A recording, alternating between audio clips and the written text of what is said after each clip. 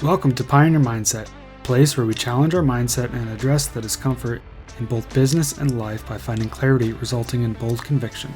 I'm your host, Garrett Ruskamp, fifth-generation farmer, husband, and father from rural Nebraska.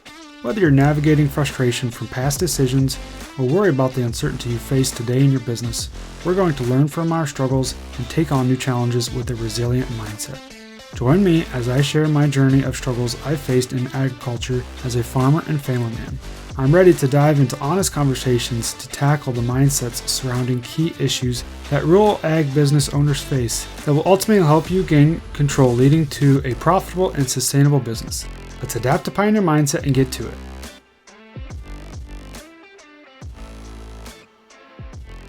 Welcome back, everyone, for this week's episode of Pioneer Mindset. I'm excited to have an in-studio guest, or I guess in this case, an in-office guest. I've got my dad joining me today, and so I'm excited to kind of talk about the history of our farm for Ruskamp Farms and ultimately, somewhat to how we got to where we are today. And I always enjoy listening to other people talk about the history of their farms, kind of going back a couple generations and, basically just how people got to where they are today, right? And so just really excited to kind of dive into this episode with my dad, Tom, and so I'll kind of let him take it over. First off, I guess, Dad, just kind of explain a little bit about, obviously, who you are, kind of where you're from is kind of stating the obvious here, but just kind of take it away a little bit, and then we'll kind of dive into the history of the farm a little bit. I'm Tom Ruskamp from Dodge, Nebraska, third-generation farmer. I'm the middle child. I have 3 older sisters and 3 younger brothers. Grew up on the farm, and this is the farm that I grew up on, is where we're living or talking right now, the office. I guess the early part of my life, what I can remember is, as soon as I could be, I was following my dad around on the farm and stuff. Back then, we used to have hogs and farrowing crates, farrowing pens.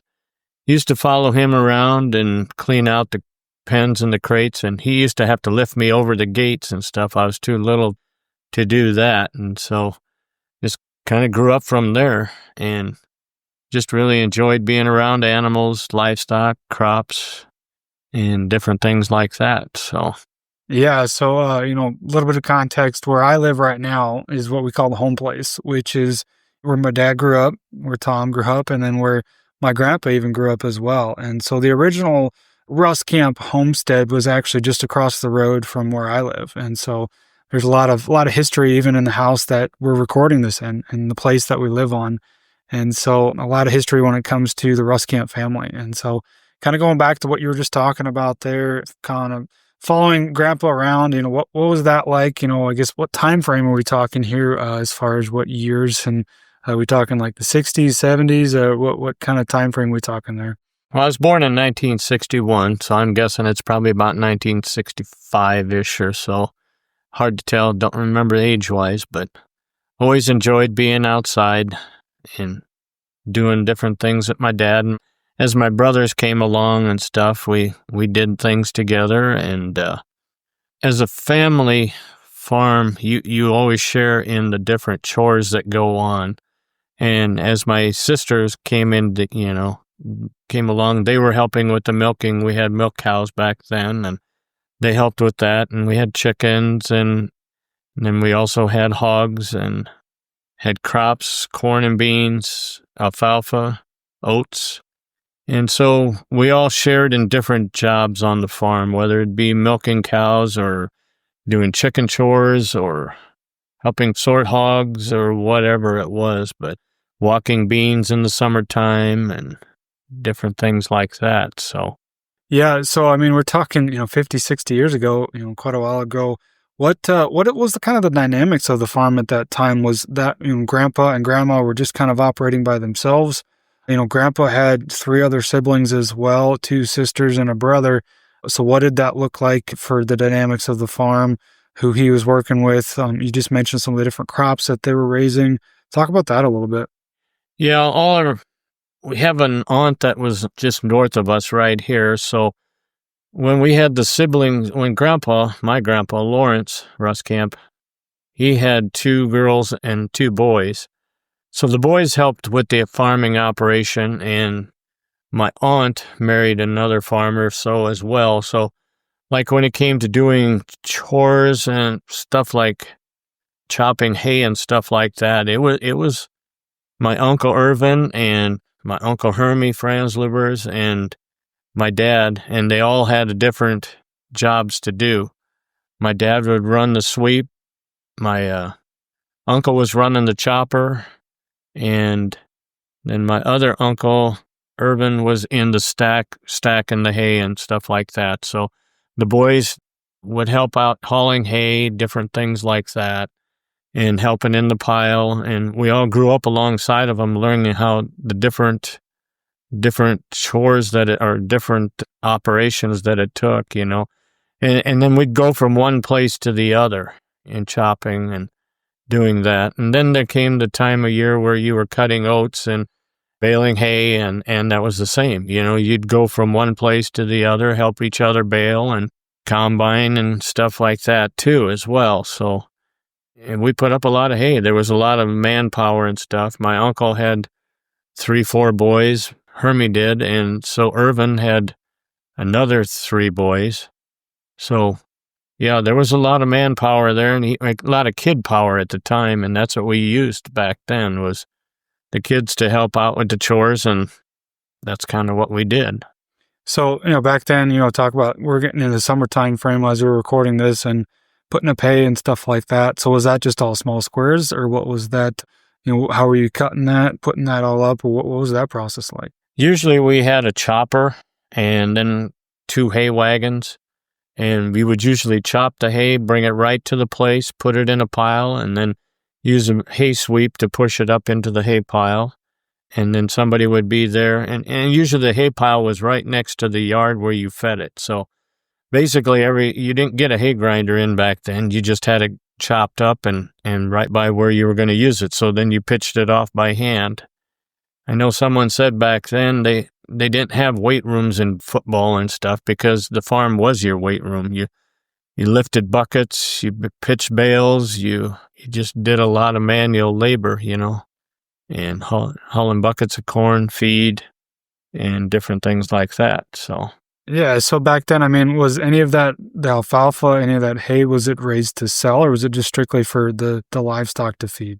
Most of it was just for your livestock to feed, because you kind of fed up what you had back then. And, I don't really remember much. If we sold, it might have been some square bales we sold at one time, but you really couldn't move the hay if you ground it, so basically that's what you did with it.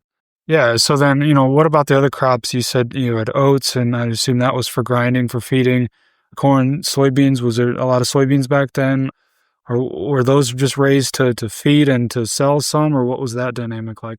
Most of the corn we fed, that would be either to cattle or to hogs or chickens. We also had oats, and oats was good for sows, good for baby pigs, and we could mix that in with the chickens' feed. And soybeans, for the most part, you just raised to sell. So were the soybeans, was that kept on farm? Did you have a place to store them? Were they sold to just the co-op, or what was that like? We did have some on farm storage, but some went to town right off of the field. So okay. And so back then, was it, what kind of row spacing were you? Was everything planted in wide rows so you could cultivate it, everything, or what was that like? Oh boy, back in the day, I remember a 2-row picker, and stuff, and that was back in probably 40-inch rows I think we had back then. I don't remember the trip knots on the planter. That I do have spools around here yet that my dad told us how you cross road and everything. You planted one way, and then you could also, if you did it right, you could come and cultivate it, because you didn't really have weed control back then. So you'd cultivate going like east, and then you cultivate going south again, east and west, north and south. So if you did it right, that's the way they planted it back then. That's the way, especially for corn. Beans, maybe not so much, and then the 2-row picker, we had that, and I remember getting a sheller attachment for that. And my uncle at the time put up a 10,000 bushel bin, and the neighbor came over and says, you're just never going to fill this thing with a 2-row picker and sheller. But, nowadays you can fill those up pretty quick, so it goes pretty fast. So, we were looking at Grandma, so Marianne and then Norbert, were my grandparents, dad's parents. And so grandma was really good at scrapbooking, really good at writing down all the history and all that stuff. And prior to this, we were just looking at some of the different yields that they had. And it mentioned that they had, 50 bushel corn one year, and it was just, kind of flowing out of their ears, right? No pun intended. They had a lot of good corn. And so back then, what were some of the yields for the corn and even the soybeans? Boy, the yields, I can't really remember much on that, but I do remember like all the manure and stuff that you got from the chickens, the hogs, and the cattle, and all that. That's what went on your farm ground. That was a lot of the fertilizer program back then. Right. And so then, I guess kind of flipping this from the row crop side back to like the livestock side, which is a pretty big portion of our farm back then. What was the dynamics there? You said we had, hogs, chickens, milk cows. I mean, tell me about the dairy. Let's start with that, with the milk cows. Was that just for feeding the 7 kids that were in the family, or what was the dairy portion like? No, it was, but also there was a cream store in town that took cream, milk, and eggs as well. So, and after you had so many cream, the cream can, you'd take it to town and sell it that way. I really can't remember much on prices and stuff. I can remember where the store was at, but really can't tell you much more than that. The eggs and stuff too were always to feed the family. A lot of what you grew on the farm, garden and everything. You had a big garden just to help feed the family, Families were bigger back then. And I think my uncle Hermie, and Catherine, they had 10 kids. My uncle Irvin, they had 7 kids in their family. We had 7 kids in our family, siblings. So yeah, it took a lot of food. So you just use kid power to help make the produce and the livestock. And remember back then, we'd all get together and help each other butcher animals. We'd butcher a beef and like 3 hogs, and we'd quarter the hogs up and haul them in the basement, and you'd cut the meat, wrap the meat, you'd make sausage, and then from the tallow or the lard, you could make soap and everything. I mean, there wasn't much they threw away back in those days. They were pretty efficient with everything.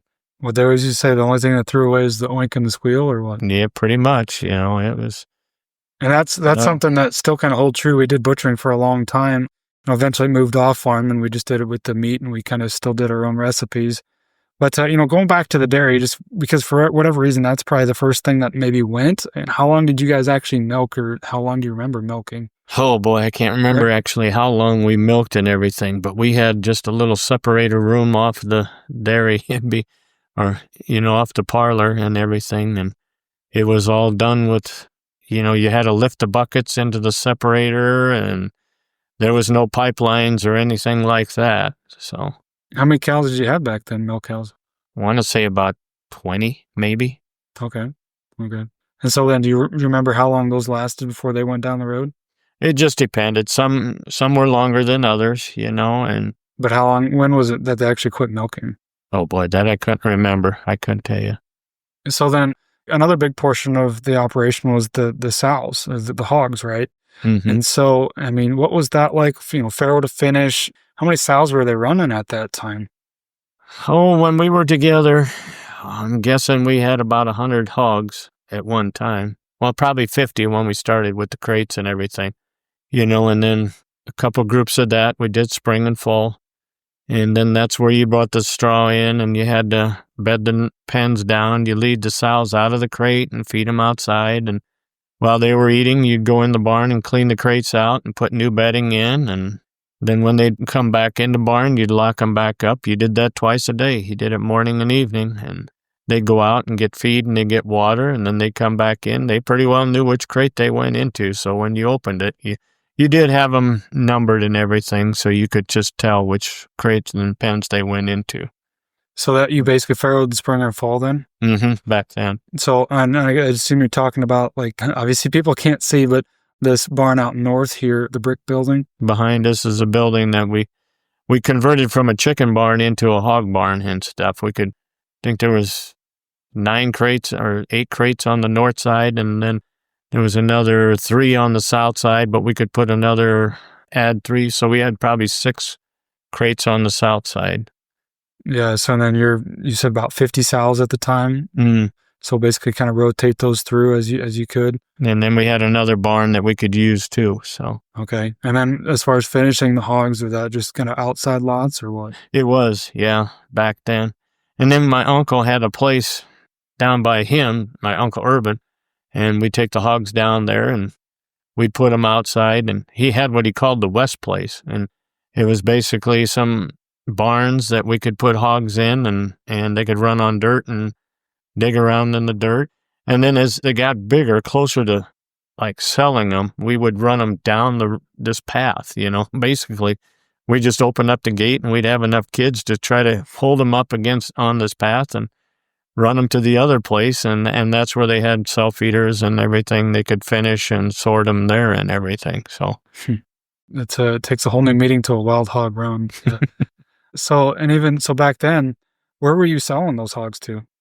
Well, Windmer's was a place we could take them in Dodge for a while there. And then I believe there was a place in West Point we could take them to as well. And then as we got a better trucking, we could haul them down to Fremont to Hormel and can go from there. So at what point, because, there for a while, pretty good sized in the hogs, at what point did you kind of get bigger and start expanding in the hogs?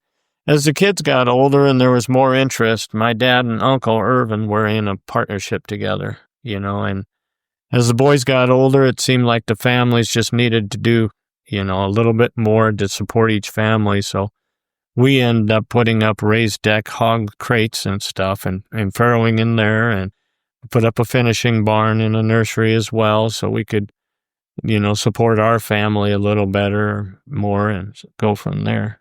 I mean, at that time, as you guys started expanding in the hog industry, I mean, would you say you were kind of small size, medium size, or kind of with the times as far as, putting the hogs inside and farrowing inside at that point?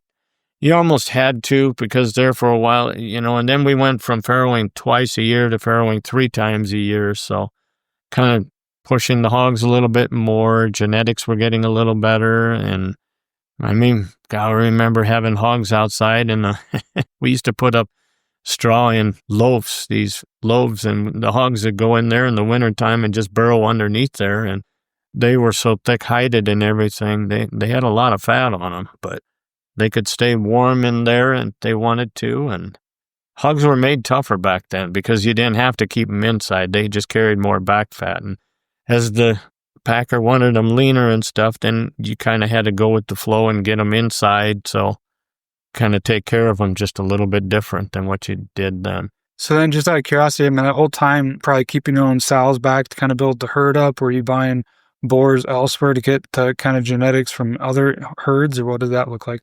Yeah, basically we kept our own gilts back, and the boars we usually bought in. It was just better that way. Didn't want to get too much crossbreeding going on there, so. Okay. And so, yeah, I mean, I can remember back in early my days, back when I could remember being a part of the hogs, and, we had the farrowing barns, we had the nurseries, and then the finishing barns and all of that. I mean, at that time, kind of walked me through, Grandpa Irvin, they had kind of split at one point or another. And then, Norbert, your dad, was really focusing on, basically our own operation and trying to grow that. What was the dynamics like between, splitting between brothers and then trying to bring back Norbert, my grandpa, your dad, trying to bring back, his sons? What was that like, kind of going through those different decisions that you can recall? Well, I remember that at first we kind of had our own hog operations and we also had beef, and so we had cow-calf, and my uncle had his and we had ours, and then we shared equipment. Equipment was still shared amongst the brothers. So we kind of did it that way for a while, and then as the families grew bigger again, we just decided to get our own equipment and that as well, so. Yeah, and so I was going to ask, because I should probably know this, but Irvin was older, right? Yes. Yeah, so then how come Irvin didn't end up here at the home place versus Norbert, or how come that played out that way? I think most of the time back then, the youngest one was the one that ended up on the operation, where he grew up and stuff. Oh, really? Plus, my uncle had a farm down there. My grandpa actually had 4 different farms, so all of his kids were able to live on a different farm. And so my Uncle Irvin decided to go towards West Point to Monterey area over there. Because he married into a farm over there, didn't he? Yeah. Yeah. He had his own farm over there. So. Yeah. Okay. So yeah, and I guess I breezed over, I didn't mean to, but the cow-calf side of things, the beef herd. Tell me what that was like back when you were growing up. Kind of how big was that, and what was the dynamics of the beef herd? The beef herd kind of depended on how much pasture you had. Irvin kind of had more pasture where he was at down there, and we kind of had our own pasture over here. So I'm guessing we both had 50 cows at the time or something like that. And that kind of came on more as we got out of the dairy part of it and then had more time to spend with the cows and calves and that as well. I mean, we used to run them down the road, but back then there was fences on both sides of the road and everything. So, and cows led pretty well. You know, you had the kids running alongside. If there was a driveway or something, you had to get to that point and help keep them on the road, you know. And so then, I mean, roughly 50 cows, was that pretty decent sized at that time, pretty average, or? It just depended. For some, it was bigger than some, smaller than others. Sure. So. When were you guys calving at that point? We were probably calving in April at that time. Okay. Mid-April. So were you usually done calving by the time field work hit, or?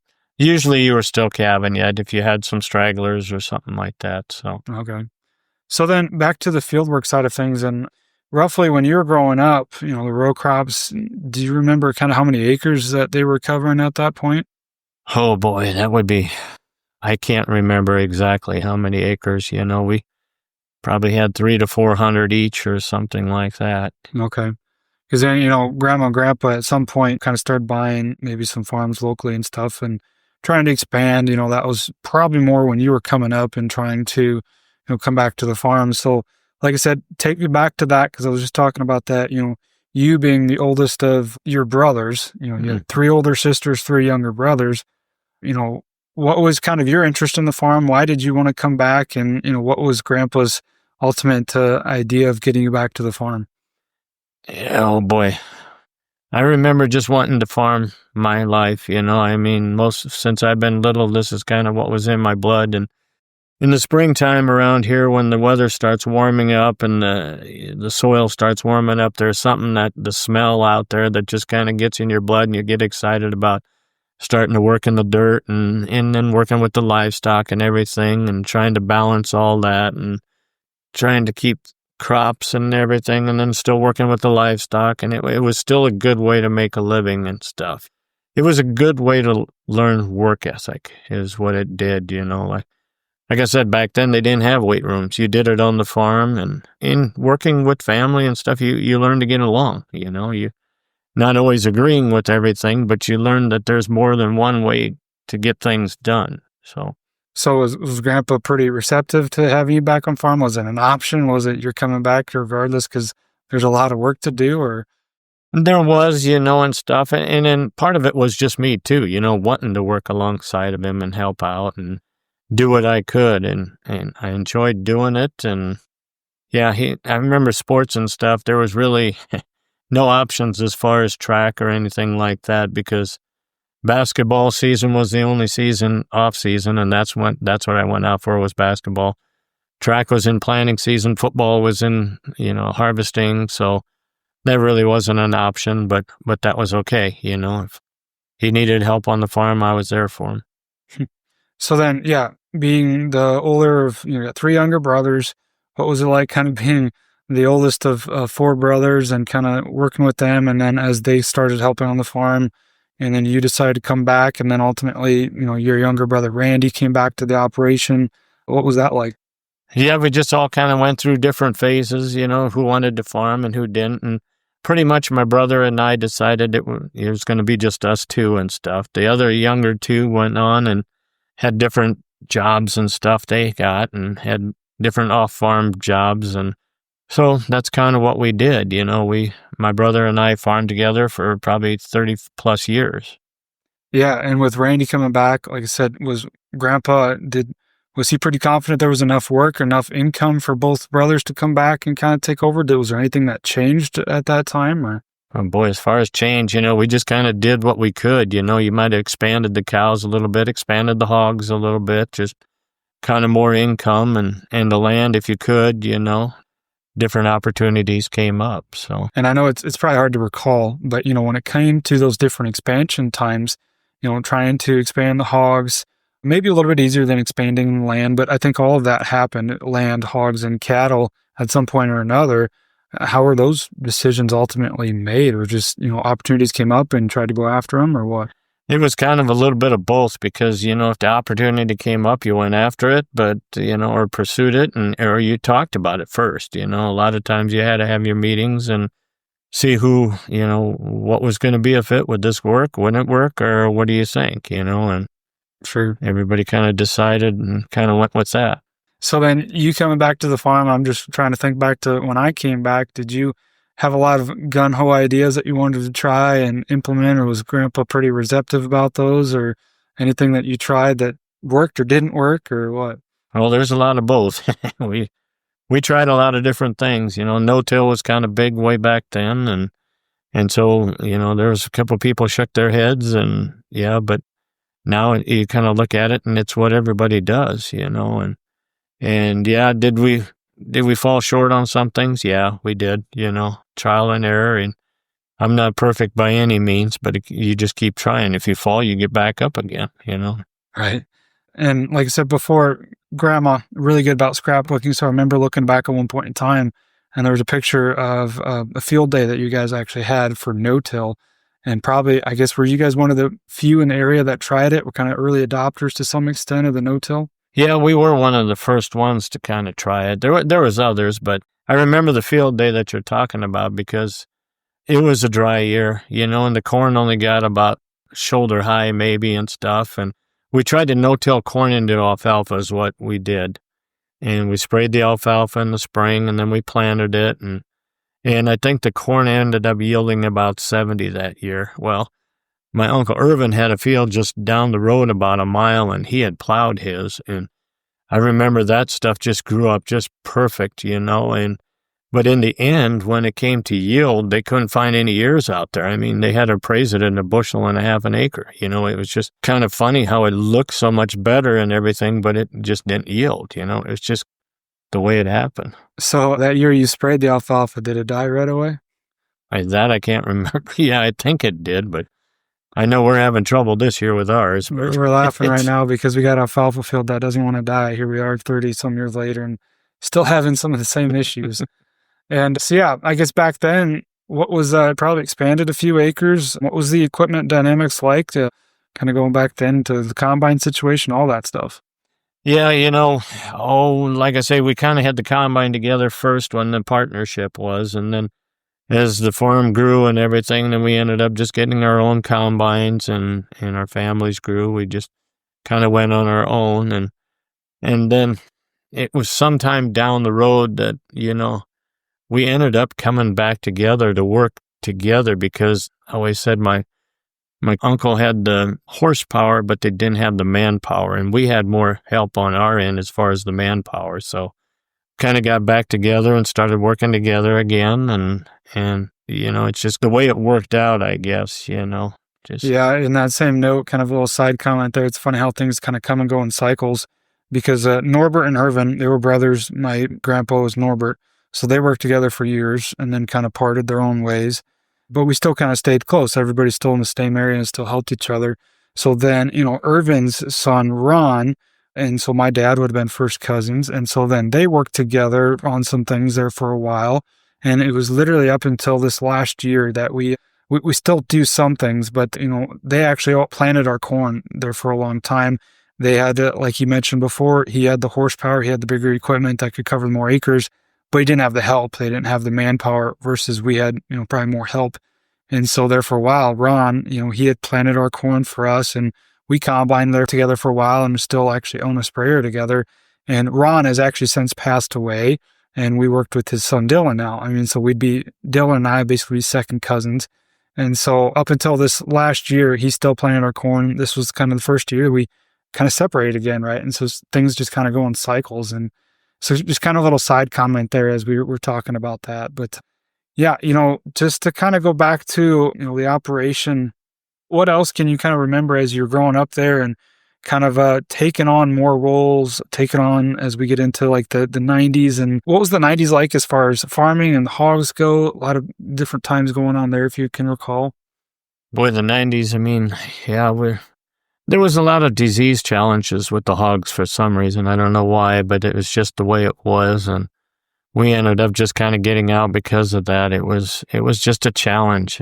I can't tell you exactly what it was, but as far as my Uncle Irvin, he had 3 boys, and we talked about Ron. He had an older brother, Mike, and Mike went on to be a mechanic, so he started his own business, and he had a younger son, Lauren, and Lauren kind of went off and did his own thing too, so that's kind of what happened back in that side of it. But as far as, you just kind of, I wasn't getting any younger, and I got to that point where I maybe got a little tired of the hogs and everything and just wanted to move on to something different.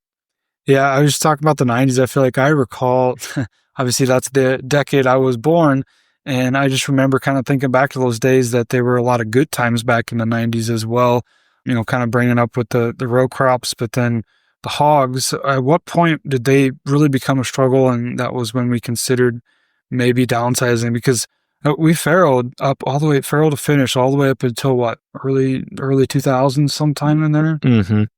I know in the 80s is when we started expanding. We put up the hog barns and stuff. 80s is when I came out of college. I graduated in 79, 80, 81 in college and stuff. So came out, and then we decided to put up a finishing barn and kind of expand in the raised decks we had already, but, to kind of put up a nursery and all that. And it was a good way to make a living. I mean, it kept you busy in the wintertime. Instead of sitting around doing nothing, you could always find something to do with that. I always said with livestock, if you're not doing something, there's something you're not doing. So it kept you busy, gave you a reason to get up and stuff. Yeah, there was challenges with the weather and everything, power outages and all that, but that comes with life. That's all a part of it. So I completely breezed over one of the more important decades in farming was the 80s. You were just coming out of college. What was that like, farming in the 80s? I mean, obviously it was before my time, so take me through that. A lot of people reference those days. Honestly, between our relationship, I feel like you don't always reference those days very much. And so what were those times like, kind of growing up, especially starting your career then? Yeah, there was good times and bad times. Those were times of high interest rates and low prices and stuff. And it got to the point where it seemed like you had to kind of keep expanding the operation, and the operation took manpower, and the manpower, it seemed like, without kids and stuff, you had to get off-farm help, and sometimes wasn't always easy to get. So, some were fortunate to get it and some didn't. And we just decided after a while that it was time to phase out of the hogs and maybe just stick to the cows and stuff. That's really where my heart was at. So, but then even back to the 80s, because I mean, you were at some point starting a family, got married, starting a family back in the 80s. What was that like, kind of going through those different hardships? Well, like I said, there was good times and bad. We always kind of had a garden and everything, so you had that to kick back on, and we always raised our own meat, and that was good to have. And, and if you didn't have it, you learned to live without it. I always say we learn more through the hard times than the good times. So, yeah. And so I guess, did you remember, was there any like concerns or stresses from the financial side of things that like grandma and grandpa showed back then? Or was it all, maybe you guys were doing pretty good back then? We were back then, and then just there was different struggles came up, like I say, with the hogs and everything. There seemed to be a lot of diseases and stuff going on. And sometimes that's just kind of hard physically and mentally to watch all that, emotionally to watch them. Of course, you want to have the best, you want to raise a good product and everything for the people. So, for the consumer, you just want to do the best you can. And sometimes it just always doesn't turn out the way you want it to. Sure. And so like, as far as our hog operation back at its prime, how many sows were you guys up to? We're probably at the most, we're up to 150 at one time. Okay. There too, was that kind of average or smaller, on the smaller end, or? I'm have to guess it was maybe, average to smaller. Okay. Because I mean, we had, where I'm living right now, the home place, we had a gestation barn, we had a couple farrowing barns, a nursery, and then we had our own feed mill, so we can make our own feed at some point and put that up. and some outside yards, some open front buildings. And that's just where I'm at. Then, between my place and Dad's, we're only about a mile apart. Basically, there's 3 other places in between there that we had hogs. So within, basically 5 different sites for hogs, for finishing and outside yards and all that stuff. So, I mean, there was to me, it seemed like it was probably a decent sized hog operation at the time, right? It kept you busy, and we took hogs out every week. We'd take a trailer load down to Hormel, and that's what we did every week. So you kind of caught the highs in the market and you caught the lows in the market. Yeah, I mean, at one point, that was before you had the livestock trailer, you had the stock truck, right? Yep, straight truck. It was a 20-foot box on a Ford truck, yeah. Yeah. So, yeah, I mean, those are a lot of the days that I start remembering the memories and whatnot. And so, like I said, decent-sized operation, fighting some health issues in the hogs, like I'm sure a lot of people can relate to. So what was some of those decisions like as far as to get out? What was Grandpa's overall thoughts on some of those decisions, or how'd you kind of go about that process? Well, we all kind of tried to make decisions together. Yeah, it wasn't always easy, but like I say, it was that, and kids were getting fewer, the labor wasn't quite, and we were getting older as we got older and stuff, families. My brother didn't have any family. He didn't get married till he was about 40, so, and he found his wife then, and so, by then I had 3 kids, and, what do we do?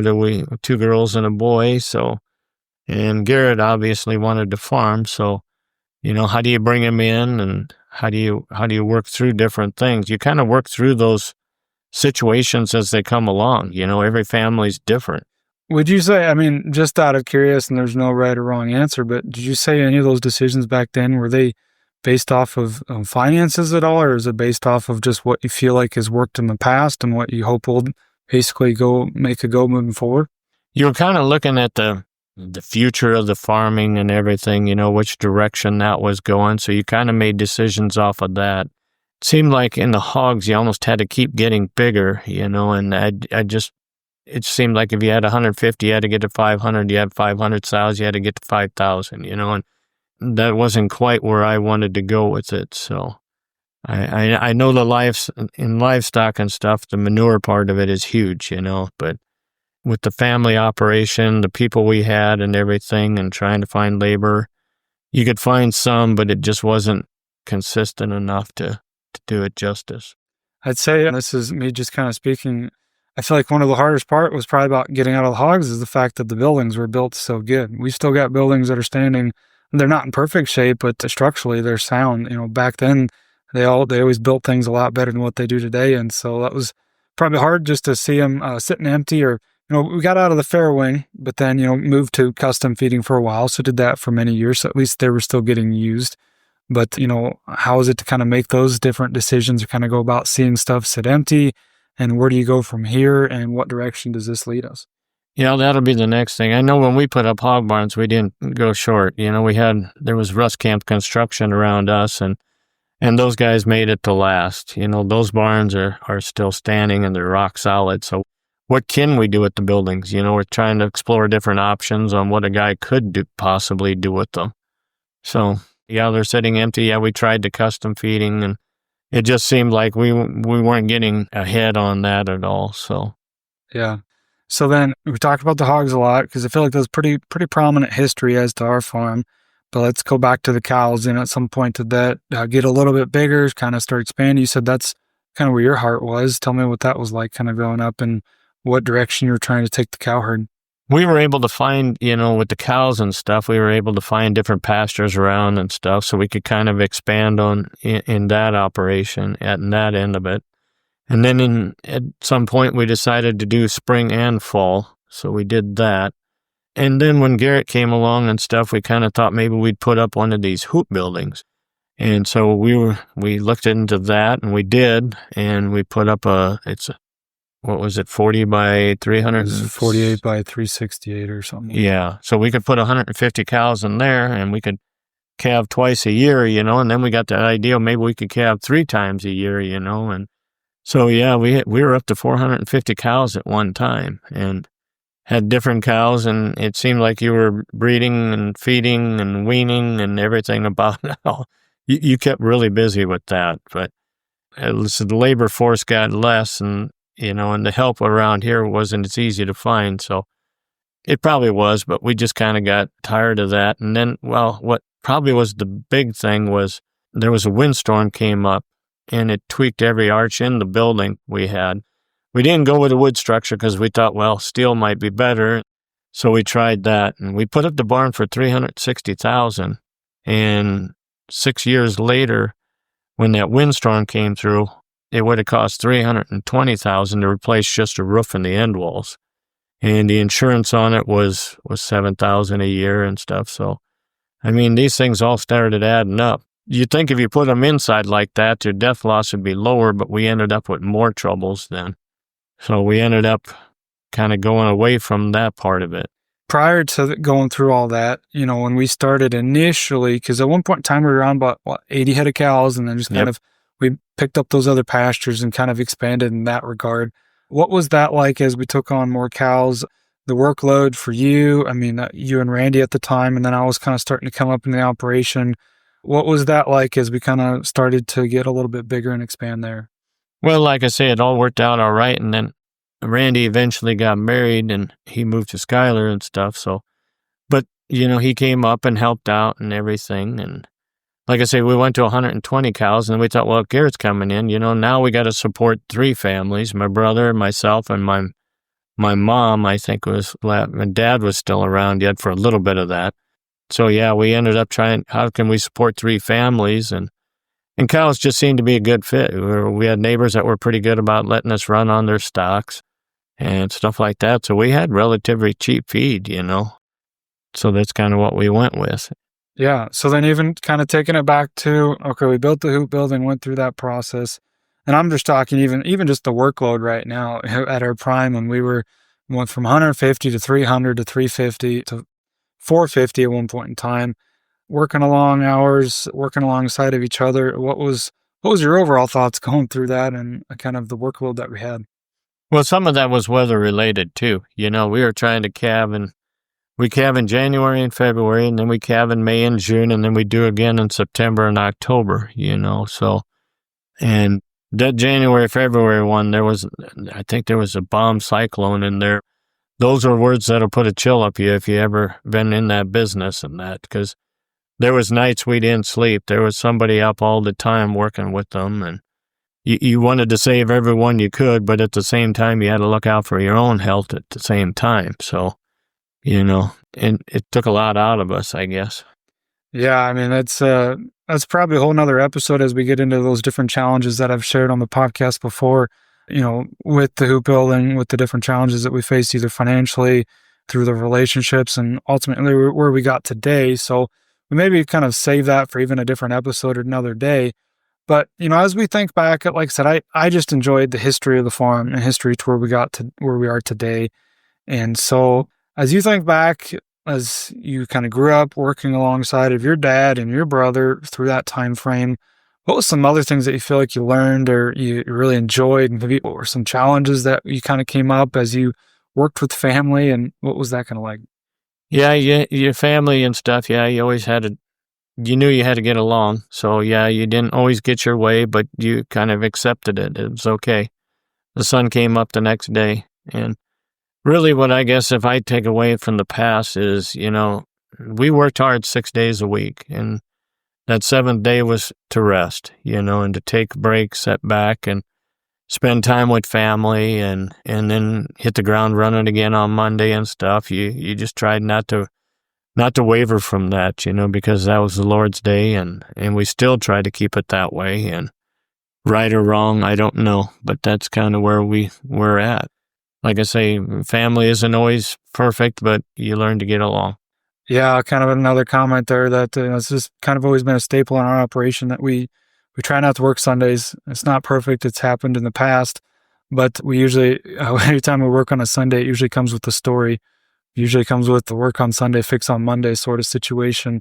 So even though those Sundays oftentimes they're really some of the better days out there that could be working and getting some things done, it's something that we try to avoid as much as possible, because they usually, like I said, it's come with the story, because we've had a chance in the past where we worked on a Sunday and say we were combining, and combine starts on fire or something like that. And so we've got those stories to tell as well. So yeah, that's been something that's kind of bred down from generations. I don't know where that came from, if that was just always been kind of in our past and history and something that really stuck as far as keeping Sundays, but it's been something that's been nice to hold on to, I guess. And so back to kind of a side comment there, but back to the dynamics with Grandpa and Randy.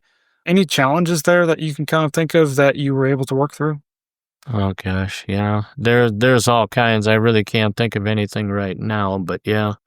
There was always decisions to be made, and I've got a saying that 3 + 4 is 7, 6 + 1 is 7, 5 + 2 is 7. There's different ways to add up to the answer, to get to the answer. So, you learn that it doesn't always have to be your way.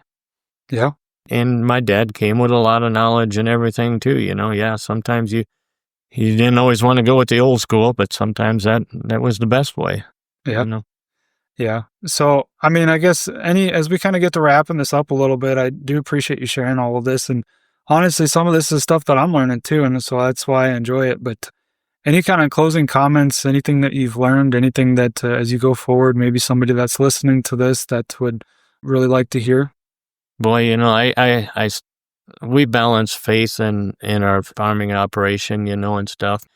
My grandpa and dad and everything, they never worked on Sunday, but you learn a lot of hard lessons in life. Life isn't always as long as you want it to be, livestock, calves, sometimes, and dogs, animals, cats, whatever, they don't live as long as you want them to, but you learn that everything's here for a reason. We all have a purpose, and I believe that. And, I guess my philosophy is we're not called to be successful, we're called to be faithful. So I still live with that, and that's my story, and I'm sticking to it.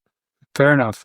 Well, I guess that's really about all we got for this week's episode. I hope you guys found value in this, because I know I kind of enjoyed it listening to our past, and this is maybe just because it's my history and my story, and this is something that maybe we'll do again in the future, kind of dive back into things, just kind of hit the surface on a lot of things here. But I do want to thank my dad for coming in the office, coming in the studio today, because, we're recording in the house that he grew up in, probably the bedroom that he slept in, honestly, is now in my office. And so a lot of history in these family farms, like most operations out there. And so that's why I think it's important to kind of relive that to some extent, kind of share, because ultimately that's how we got to where we are today. And so I appreciate Dad for coming in here today and sharing all this. And I guess that's all I got for today. Any closing comments? Well, I'd rather be out working. This isn't me to sit around and talk like this. So that's just my nature. And that's a very common point there. And that's why I do appreciate you coming in, because a lot of people would rather be out enjoying the day. Even though it's windy as all get out today, there's still a lot of things that we can be doing outside. And so, yeah, thanks for coming in. But for now, that's all we got, and we'll catch you guys next time. Thanks for tagging along with me today as we sharpened our mindsets. If you've gained insight from today's episode, be sure to take a screenshot to share, or send this episode to somebody who might also find value in it. For more, follow me on Instagram at Garrett Ruskamp, or on Facebook, and join me next time for more conviction through clarity.